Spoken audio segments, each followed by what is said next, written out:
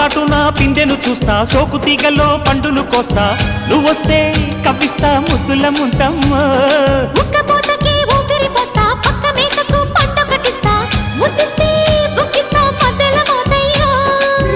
ఓలమ్మో పుకారులో షికారుగా రావమ్మో, ఎదలు ఎడెక్కిస్తే ఎట్టాబులమ్మో.